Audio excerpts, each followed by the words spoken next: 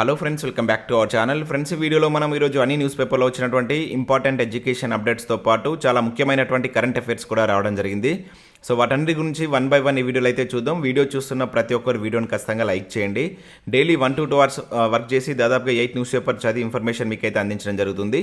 చాలామంది మన వీడియోస్ని చూస్తున్నారు కానీ లైక్ చేయట్లేదు. ఖచ్చితంగా లైక్ చేయండి. ఈ వీడియోకి అయితే నేను 1000 లైక్స్ ఎక్స్పెక్ట్ చేస్తున్నాను. సో ఇది ఎవరికైతే యూజ్ ఉంటుందో వారికి షేర్ చేయండి. అదేవిధంగా సబ్స్క్రైబ్ చేసుకొని చూడండి. రెగ్యులర్గా మీకు జాబ్ అప్డేట్స్ అంతాయి. మన ఛానల్కి సంబంధించినటువంటి టెలిగ్రామ్ గ్రూప్లో కూడా జాయిన్ కాండి. సో దాంట్లో కూడా రెగ్యులర్గా జాబ్ అప్డేట్స్ షేర్ చేస్తున్నాను. మీకు చాలా యూజ్ ఉంటుంది. ఆ గ్రూప్లో కంపల్సరీ జాయిన్ కాండి.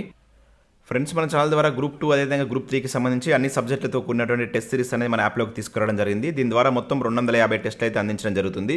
ప్రశ్నలు తెలుగు మరియు ఇంగ్లీష్ మీడియంలో అయితే ఉంటాయి. సబ్జెక్ట్ వైజ్గా టెస్ట్ ఉంటాయి. గ్రాండ్ టెస్ట్ కూడా ఉండడం జరుగుతుంది. ప్రజెంట్ దీనికి సంబంధించి 50% ఆఫర్ కూడా ఉంది. ఇంకా నెక్స్ట్ తెలంగాణ కల్చర్ కావచ్చు, ప్రభుత్వ పథకాలకు సంబంధించినటువంటి 2 గ్రాండ్ టెస్ట్ కూడా మన యాప్లో అందుబాటులో ఉన్నాయి. ఇండియన్ పాలిటిక్స్కి సంబంధించిన టెస్ట్ సిరీస్ కావచ్చు, అదేవిధంగా తెలంగాణ చరిత్ర, తెలంగాణ ఉద్యమ చరిత్ర, జనరల్ సైన్స్కి సంబంధించినటువంటి టెస్ట్ సిరీస్తో పాటు జనరల్ స్టడీస్కి సంబంధించినటువంటి షార్ట్ హ్యాండ్ రైటింగ్ నోట్స్ కూడా మన యాప్లో అయితే ఉంది. ఇంకా కరెంట్ అఫైర్స్ పీడిఎఫ్ కూడా పర్ మంత్కు 20 రూపీస్ చొప్పున చెల్లించి మీరు పీడిఎఫ్ను డౌన్లోడ్ చేసుకుని ప్రింట్ తీసుకోవచ్చు. సో యాప్ లింక్ కింద డిస్క్రిప్షన్లో ఉంటుంది. ప్రతి ఒక్కరు డౌన్లోడ్ చేసుకొని చెక్ చేసిన తర్వాత నచ్చితే దానికి సంబంధించిన కోర్స్ అయితే తీసుకోండి. ఫ్రెండ్స్, ఈరోజు న్యూస్ పేపర్లో వచ్చినటువంటి అప్డేట్స్ కనుక చూసినట్లయితే మనకి ఇక్కడ ఫస్ట్ అప్డేట్ వచ్చేసి 5089 పోస్టులతో డిఎస్సి అని చెప్పేసి ఇక్కడ ఒక అప్డేట్ అయితే మనం చూడవచ్చు. నోటిఫికేషన్ రిలీజ్ ఈ నెల 20 నుంచి అక్టోబర్ 21 దాకా దరఖాస్తులు, నవంబర్ 20 నుంచి 30 దాకా ఆన్లైన్లో ఎగ్జామ్. సో 17న టెట్ రాసి క్వాలిఫై అయిన వారు అర్హులే. Application fee 1000. సో ఎస్జిటి పోస్టులు డిఈడి అభ్యర్థులకే అని చెప్పేసి ఇక్కడ మనకు డిఎస్సికి సంబంధించిన అప్డేట్ అయితే చూడవచ్చు. సో నిన్నటి న్యూస్ పేపర్లో కూడా మనం మనకు నిన్నటి ఈనాడు న్యూస్ పేపర్లో కూడా దీనికి సంబంధించిన అప్డేట్స్ అయితే చూస్తాం. ఈరోజు దాదాపుగా మనకు అన్ని న్యూస్ పేపర్లో ఈ డిఎస్సికి సంబంధించిన అప్డేట్స్ అయితే రావడం జరిగింది. ఇక్కడ భర్తీ చేసేటువంటి పోస్టుల సంఖ్యను కూడా ఇచ్చారు. స్కూల్ అసిస్టెంట్ 1739, అదేవిధంగా ఎస్జిటీలు వచ్చేసి 2575, లాంగ్వేజ్ పండిట్స్ వచ్చేసి 611, పీఈటీలు వచ్చేసి 164 పోస్టులు అయితే ఇచ్చారు. సో దీనికి సంబంధించి ఇక్కడ మనకు వివిధ న్యూస్ పేపర్లో కనుక అప్డేట్ చూసినట్టయితే సో పోస్టుల తగ్గింపుపై ఆగ్రహం అని చెప్పేసి ఇక్కడ దిశ న్యూస్ పేపర్లో అయితే రావడం జరిగింది.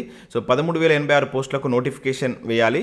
సో పరీక్షకు 4 నెలల సమయం ఇవ్వాలి. సో టీఆర్టీ అభ్యర్థుల డిమాండ్ అని చెప్పేసి ఇక్కడ ఒక అప్డేట్ అయితే చూడవచ్చు. ఇక్కడ చూసినట్టయితే మనకు రాష్ట్ర ప్రభుత్వం టీచర్ పోస్టులకు సంబంధించి విడుదల చేసినటువంటి ప్రకటన పెద్ద దుమారం రేపుతుంది. సో ఇచ్చినటువంటి నోటిఫికేషన్లో పోస్టులను తగ్గించడమే కాకుండా 2 నెలల సమయంలోనే పరీక్షలను నిర్వహించడంపై నిరుద్యోగ యువత ప్రభుత్వ తీరును తప్పుపడుతున్నారని చెప్పేసి ఇక్కడ ఇచ్చారు. సో దీనిపైన మీ యొక్క అభిప్రాయాన్ని కూడా కింద తెలియజేసేటువంటి ప్రయత్నం చేయండి.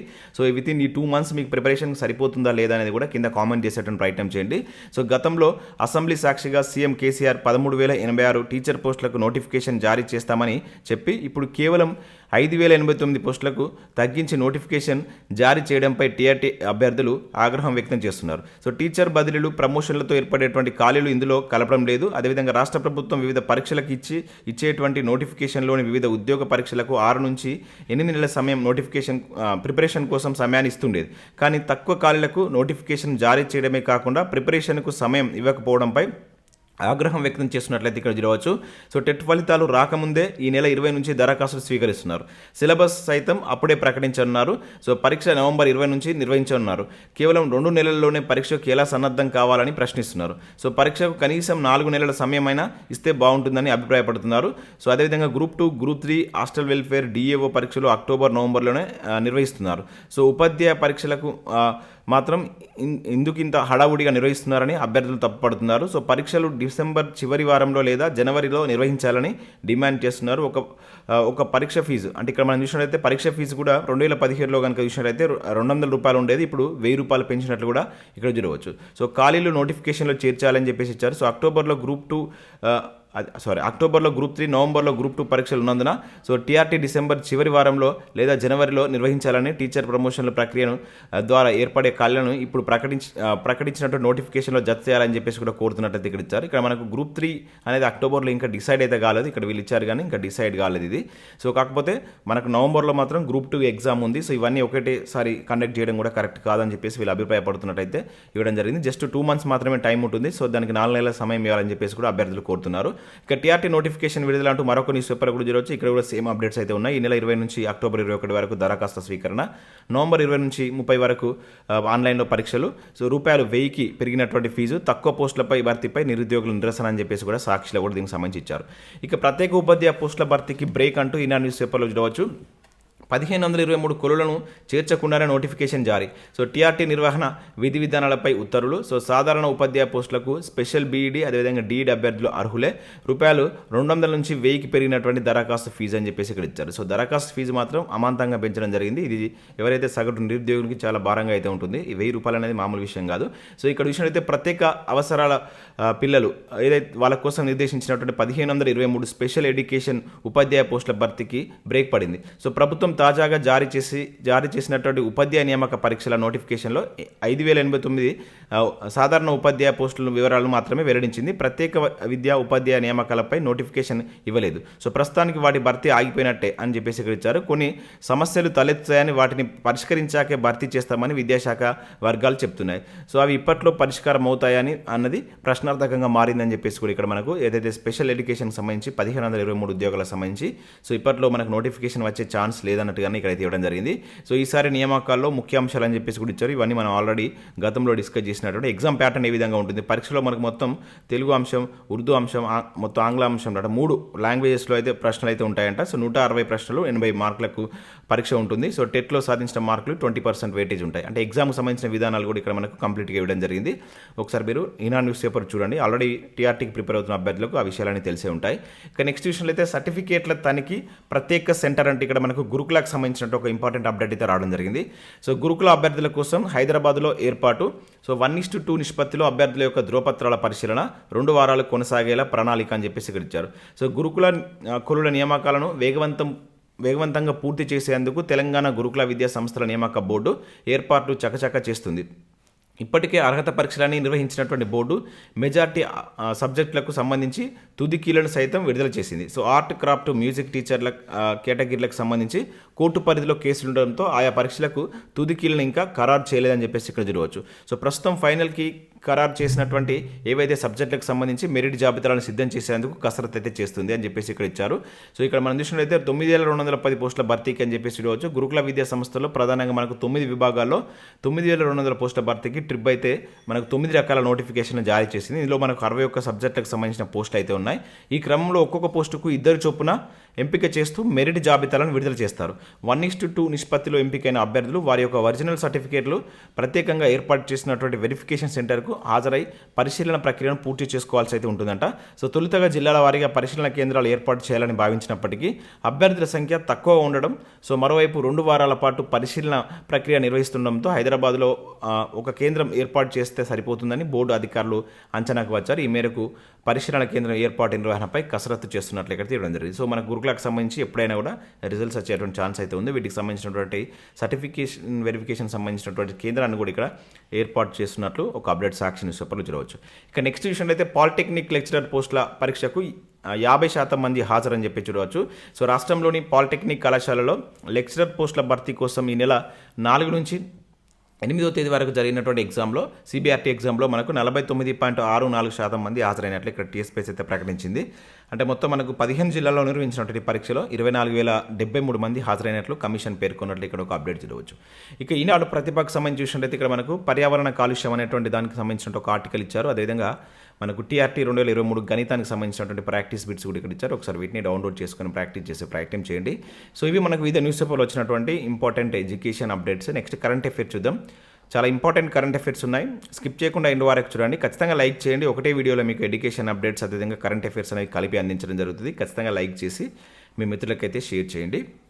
సో ఇక్కడ మనం ఫస్ట్ కరెంట్ అఫైర్ కనుక చూసినట్లయితే హైదరాబాద్లో వార్నర్ బ్రదర్స్ అని చెప్పేసి చూడవచ్చు. మీడియా రంగంలో ప్రపంచంలోనే ప్రఖ్యాతిగాంచిన సంస్థ ఐటీ కారిడార్లోని క్యాపిటల్ ల్యాండ్ టవర్లో 1000 మందితో ఆఫీస్ ఏర్పాటు అని చెప్పేసి ఇక్కడ ఇచ్చారు. సో రీసెంట్గా జరిగినటువంటి గ్రూప్ 4 ఎగ్జామ్లో మనకి ఇది బిట్ రావడం జరిగింది. ఈ వార్నర్ బ్రదర్స్ సంబంధించినటువంటి దానికి సంబంధించి కరెంట్ అఫైర్ బిట్ వచ్చింది. ఒకసారి మీరు చూసేటువంటి ప్రయత్నం చేయండి. సో ఈరోజు మరొకసారి దానికి సంబంధించిన అప్డేట్ కూడా ఇక్కడ రావడం జరిగింది. సో అమెరికాకు చెందినటువంటి మరో ప్రతిష్టాత్మక సంస్థ హైదరాబాద్లో తమ నూతన కార్యాలయాన్ని అయితే ఏర్పాటు చేస్తుంది. అది ఏది అని చెప్పేసి అంటే ఏ సంస్థ పేరు గుర్తుంచుకోండి. అగ్రరాజ్య సామ్రాజ్యంలో దిగ్గజ మీడియా వినోద రంగ సంస్థగా పేరు పొందినటువంటి వార్నర్ బ్రదర్స్ డిస్కవరీ. సో ఈ సంస్థ పేరు గుర్తుంచుకోండి. ఇది ఎక్కడ ఏర్పాటు చేస్తుంది? హైదరాబాద్లో తన యొక్క కార్యకలాపాలను నిర్వర్తించేందుకు ఒక కార్యాలయం అయితే ఏర్పాటు చేయబోతుంది అనమాట. ఐటీ కారిడార్లోని క్యాపిటల్ ల్యాండ్ టవర్లో కొత్తగా ఆఫీస్ను అయితే ఏర్పాటు చేసిందని చెప్పేసి ఇక్కడ చూడవచ్చు. సో ఇందులో దాదాపు 1200 మందికి పైగా ఉద్యోగులకు పనిచేసేలా సువిశాలమైనటువంటి ఆఫీస్ స్పేస్ను కూడా తీసుకున్నట్లు ఇక్కడ ఇవ్వడం జరిగింది. ఇంపార్టెంట్, మనకు ఆల్రెడీ గ్రూప్ 4లో ఈ బిట్ వచ్చింది కనుక సో వీటికి సంబంధించి గుర్తుంచుకోండి. అమెరికా నుంచి, అంటే ఇక్కడ అమెరికా ఏర్పాటు చేసేటువంటి ప్రధాన సంస్థలు మనకు హైదరాబాద్లో ఏమేమి ఉన్నాయని కూడా గుర్తుంచుకోవాల్సి ఉంటుంది. అటువంటి వాటిపైన కూడా బిట్స్ అడగవచ్చు. ఇక దేశ వైద్య రంగ చరిత్రలో నిమ్స్ రికార్డ్ అని చెప్పేసి ఇక్కడ ఒక ఇంపార్టెంట్ కరెంట్ అఫేర్ అయితే రావడం జరిగింది. ఇక్కడ చూసినట్లయితే 8 నెలల్లోనే 100 కిడ్నీ మార్పిడి శస్త్రచికిత్సలు. సో పైసా ఖర్చు లేకుండా రూపాయలు 15 కోట్ల విలువైనటువంటి వైద్యం, రోగులకు జీవితకాలం మందులు. సో 9 ఏళ్లలో 1000 దాటినటువంటి కిడ్నీ మార్పిడి చికిత్సలు. సో నిమ్స్ సిబ్బందికి మంత్రి హరీష్ రావు అభినందనలు అని చెప్పేసి ఇక్కడ మనం చూడవచ్చు. సో ఇది ఇంపార్టెంట్ అండి. మనకు రీసెంట్గా జరిగినటువంటి మనకు గురుకుల ఎగ్జామ్స్లో వీటికి సంబంధించి ఎక్కువ క్వశ్చన్స్ అడిగారు. ప్రతి షిఫ్ట్లో ఒక బిట్ అయితే రావడం జరిగింది.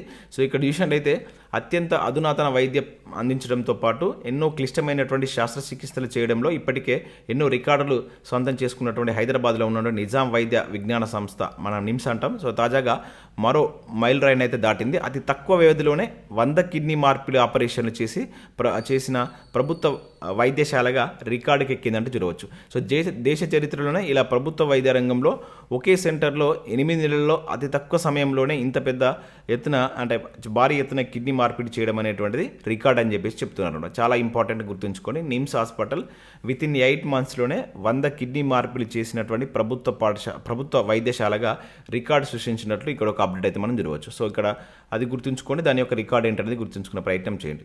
ఇక నెక్స్ట్ ఎస్సీ కార్పొరేషన్ చైర్మన్గా నరోత్తమ్ నియామకం అని చెప్పేసి ఇక్కడ ఒక అప్డేట్ చూడవచ్చు. సో ఉత్తర్వులు జారీ చేసినటువంటి రాష్ట్ర ప్రభుత్వం. సో మనకు రాష్ట్ర ఎస్సీ కులాల సహకార అభివృద్ధి కార్పొరేషన్ చైర్మన్గా మనకు నరోత్తమ్ నియామకం అయితే కావడం జరిగింది. సో సీఎం కేసీఆర్ యొక్క ఆదేశాల మేరకు సో మనకు ప్రభుత్వ కార్యదర్శి రాహుల్ బొజ్జా శుక్రవారం ఉత్తర్వులు జారీ చేసినట్లు ఇక్కడ చూడవచ్చు. సో ఇక్కడ ఎవరు దేనికి సంబంధించి చైర్మన్గా నియమితులయ్యారనేది గుర్తుంచుకోండి. ఇక నెక్స్ట్ అంగారకుడి పైన ఆక్సిజన్ తయారీ విజయవంతం అని చెప్పేసి ఇక్కడ ఒక ఇంపార్టెంట్ కరెంట్ అఫేర్ అయితే రావడం జరిగింది. సో 16 దఫాల్లో 122 గ్రాముల ఉత్పత్తి చేసినటువంటి మ్యాక్సీ. సో నిర్దేశిత లక్ష్యం కన్నా ఇది రెట్టింపు, 98% స్వచ్ఛత. సో నాసా ప్రకటన. ఇక్కడ చూసినట్లయితే మనకు సో అంగారకుడిపై ఆక్సిజన్ ఉత్పత్తి కోసం చేపట్టిన ప్రయోగం విజయవంతంగా ముగిసినట్లు అమెరికా అంతరిక్ష సంస్థ నాసా ప్రకటించింది. సో గుర్తుంచుకోండి, ఇటీవల ఏ దేశం అంగారకుడిపైన ఆక్సిజన్ ఉత్పత్తి ప్రయోగాన్ని విజయవంతంగా పరీక్షించింది అని చెప్పేసి అంటాడు. సో అమెరికా, నాసా అని చెప్పేసి గుర్తుంచుకోండి. సో ఇక్కడ చూసినట్లయితే మనకు పర్సవరెన్స్ రోవర్లోని మ్యాక్సీ. సో ఈ పరికరం తుది అంకంగా 16వసారి ప్రాణవాయువును ఉత్పత్తి చేసిందని సో నాసా వెల్లడించింది. సో అరుణగ్రహంపై ఉండేటువంటి కార్బన్ డైఆక్సైడ్ను ఆక్సిజన్గా మార్చేటువంటి ప్రక్రియ విజయవంతమైనట్లు ఇక్కడ మనకు నాసా అయితే ప్రకటించింది. సో గుర్తుంచుకోండి, ఇది పర్సర్వెన్స్ ఆ రోవర్కి సంబంధించినటువంటి నేమ్ అనమాట. ఇది ఆక్సిజన్ ఉత్పత్తి చేసేటువంటి ఆ రోవర్ అనమాట. ఓకేనా. సో ఈ ప్రయోగం చేపట్టినటువంటి దేశం అమెరికా. సో అమెరికా అంతరిక్ష కేంద్రం పేరు మనం నాసా అని చెప్పేసి పిలుస్తాం. సో అది కూడా గుర్తుంచుకోండి. నాసాకి సంబంధించిన అబ్రివేషన్ కూడా అడిగాడు ప్రీవియస్లో. దాని యొక్క అబ్రివేషన్ ఏంటనేది కింద కామెంట్ చేసేటువంటి ప్రయత్నం చేయండి. ఇక నెక్స్ట్ విషయం అయితే సూపర్ కంప్యూటర్ల తయారీ అని చెప్పేసి ఇక్కడ ఒక అప్డేట్ మనం చూడవచ్చు. అమెరికన్ టెక్నాలజీ దిగ్గజం ఎన్విడియాతో రిలయన్స్, టాటా గ్రూప్స్ భాగస్వామ్యం అని చెప్పేసి ఇక్కడ ఒక ఇంపార్టెంట్ అప్డేట్ అయితే రావడం జరిగింది. ఇక్కడ మనం చూసినట్టయితే అత్యాధునిక అత్యంత వేగవంతమైనటువంటి చిప్ల తయారీ పేరుగాంచినటువంటి అమెరికా ఎన్టెక్ దిగ్గజం ఎన్విడియాతో భాగస్వామ్యం కుదుర్చుకున్నట్లు మనకు ఆసియా కుబేరుడైనటువంటి ముఖేష్ అంబానీ సంస్థ రిలయన్స్ ఇండస్ట్రీస్ లిమిటెడ్ శుక్రవారం ప్రకటించింది. సో ఈ భాగస్వామ్యం ద్వారా కృత్రిమ మీద AI ఆధారిత సూపర్ కంప్యూటర్లను అభివృద్ధి చేయనున్నట్లు తెలిపిందనమాట. సో వీటికి సంబంధించినటువంటి ఇది అగ్రిమెంట్ అంటే మనకు AI ఏదైతే మనకు సూపర్ కంప్యూటర్లకు సంబంధించినటువంటి ఈ కృత్రిమ మీద ఆధారిత కంప్యూటర్లను తయారు చేయనున్నట్లు వీళ్ళు ఒప్పందం కూర్చుకున్నారు. సో గుర్తుంచుకోండి, ఏ సంస్థ ఎవరితో ఒప్పందం కూర్చుకుందని మనకు నేరుగా పెట్టడానికి ఛాన్స్ ఉంటుంది. సో నెక్స్ట్ కరెంట్ అఫేర్ కనుక చూసినట్లయితే G20 దేశ అధినేతలకు సిల్వర్ ఫిలిగ్రీ అశోక చక్ర బ్యాడ్జీలు అని చెప్పేసి ఇక్కడ ఒక అప్డేట్ మనం చూడవచ్చు. కరీంనగర్కు దక్కినటువంటి అరుదైనటువంటి గౌరవం. సో ఇక్కడ చూసినట్లయితే మనకు G20 సదస్సు నేపథ్యంలో కరీంనగర్కు అరుదైనటువంటి గౌరవం దక్కింది. కరీంనగర్ వెండి నగిషి ప్రపంచ దేశాధినేతలు ధరించేటువంటి కోటుపై బ్యాడ్జీగా మెరియనుంది. సో దేశ రాజధాని ఢిల్లీలో ఈ నెల 9, 10వ తేదీలో మనకు G20 దేశాల యొక్క శిఖరాగ్ర సమావేశాలు అయితే జరుగుతున్నటువంటి సంగతి మనకు తెలిసిందే. సో ఈ సందర్భంగా దేశంలోని వివిధ రాష్ట్రాల కళాత్మక చేతి నైపుణ్య కళాఖండాలు ప్రదర్శించుకునేలా సో స్టాలను కూడా అక్కడ ఏర్పాటు చేశారు. దానిలో మనకు కరీంనగర్ ఫిలిగ్రీ కూడా చోటు దక్కడం జరిగిందనమాట.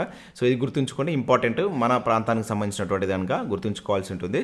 సో ఇక్కడ ఈ కరీంనగర్ సిల్వర్ ఫిలిగ్రీకి ఏ సంవత్సరంలో జిఐ ట్యాగ్ వచ్చిందనేది కింద కామెంట్ చేయండి. అవి కూడా మనకు నేరుగా క్వశ్చన్స్ అడుగుతున్నాయి. అదేవిధంగా దీనిలో ప్రముఖ చిత్రకారుడు ఉంటారు. ఈ సిల్వర్ ఫిలిగ్రీకి సంబంధించి వీటిని ప్రవేశపెట్టినటువంటి ప్రముఖ చిత్రకారుడు ఎవరు అనేది కూడా కింద కామెంట్ చేసే ప్రయత్నం చేయండి. కరెంట్ డెఫినేషన్ అయితే ఇక్కడ రన్నరప్ బోపన్న జోడీ అని చెప్పేసి చూడవచ్చు. సో మాథ్యూ ఎబ్డెన్ ఆస్ట్రేలియాతో కలిసి అద్భుతమైనటువంటి ఆట తీరుతో పురుషుల డబుల్స్ ఫైనల్కి చేరినటువంటి భారత వెటరన్ ఆటగాడు రోహన్ బోపన్న చివరకు రన్నరప్ టైటిల్తో సరిపెట్టుకున్నాడని చెప్పేసి ఇక్కడ చూడవచ్చు. సో ఇక్కడ చూసినట్లయితే మనకు తుదిపూర్లో బోపన్న జోడీ సో ఇక్కడ ఇది ఛాంపియన్ 3వ సీడ్ ఛాంపియన్ అయినటువంటి అమెరికాకు సంబంధించిన జోడీ పైన ఓడిపోవడం జరిగిందనమాట. సో ఓవరాల్గా అయితే ఇక్కడ రన్నరప్ తోటి ఈ టోర్నీ అయితే ముగించినట్టు ఇక్కడ గుర్తుంచుకోవాల్సి ఉంటుంది.